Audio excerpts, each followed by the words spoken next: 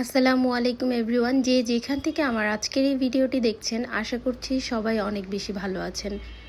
আজকে আমি আপনাদের সাথে শেয়ার করব আমের আচারের রাজা কাশ্মীরি আচারের একটি মজাদার রেসিপি। আর এই রেসিপিতে আপনারা বছর জুড়ে আচার সংরক্ষণ করে খেতে পারবেন। আর এই আচারটি করা খুবই সহজ। যারা একটু মিষ্টি আচার পছন্দ করেন তাদের জন্য আমার আজকের এই রেসিপিটি। আশা করি রেসিপিটি শেষ পর্যন্ত আপনারা আমার সাথেই থাকবেন। আর এই একই আচারের একটা রেসিপি আমার চ্যানেলে ছিল, যেটা গত বছর ভাইরাল হয়েছিল, যেটা 2 মিলিয়ন মানুষ দেখেছে। তো আশা করব আপনারা তখনের মতো আমার এই ভিডিওটিকেও অনেক বেশি পছন্দ করবেন। তাহলে চলুন শুরু করি। প্রথমে আমি আম কেটে চুন দিয়ে সারা রাত ভিজিয়ে রেখেছিলাম, মানে চুনের পানিতে সারা রাত ভিজিয়ে রেখেছিলাম। এতে করে আমটা গলে যাবে না আর টক ভাবটা অনেকটা কমে যাবে। তো অন্যদিকে আমি নিয়েছি 2.5 কেজি চিনি। এর মধ্যে আমি 1 বোতল সিরকা আর 2 চা চামচ দিয়ে দিলাম লবণ। সিরকাটা আর চিনিটা যখন গলে যাবে তখন আমি চুনের পানি থেকে আমগুলো তুলে খুব ভালোভাবে ধুয়ে একদিন রোদে শুকিয়ে নিয়েছিলাম। তারপর এই আমগুলো দিয়ে দিলাম। আপনাদের হাতে যদি সময় থাকে আপনারা আমগুলো ধুয়ে তারপর পানি ঝরিয়ে একটু একদিন রোদে শুকিয়ে নেবেন।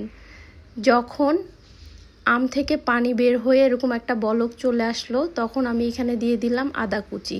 আমি এখানে 1 কাপ মতো আদা কুচি দিয়েছি। আর বলে নেওয়া ভালো, আমি আজকে 3 কেজি আমের কাশ্মীরি আচার তৈরি করছি। আমি 2.5 কেজি মতো এখানে চিনি দিয়েছি, লাগলে আমি আরও দিব। তবে চিনির পরিমাণটা ডিপেন্ড করছে আপনার আমটা কতটুকু টক সেটার উপর, বা আপনারা কেমন টক মিষ্টি খেতে পছন্দ করছেন তার উপর। যখন আমটা স্বচ্ছ হয়ে যাবে, দেখুন আমটা স্বচ্ছ হয়ে গেছে, যেমন ট্রান্সপারেন্ট হয়ে যাবে 2 পাশ দিয়ে, দেখুন আমি আবার দোনো পাশ দেখাচ্ছি। সেই সময়ে এখানে আমি দিয়ে দিব শুকনো মরিচ। আমি শুকনো মরিচ চিকন করে কেটে নিয়েছি, এর মধ্যে থেকে আমি বিচিগুলো ফেলে দিয়েছি। আপনারা যদি আরও ডিটেলস দেখতে চান আমার আগের ভিডিওটিও দেখে আসতে পারেন, আশা করি আপনাদের হেল্প হবে। তবে এই আচারটিতে আমি কোনো প্রকার পানি ব্যবহার করিনি, শুধু সিরকা দিয়েছি আর চিনি দিয়েছি। আর যে পানিটা দেখতে পাচ্ছেন সেটা আম থেকে বের হয়েছে।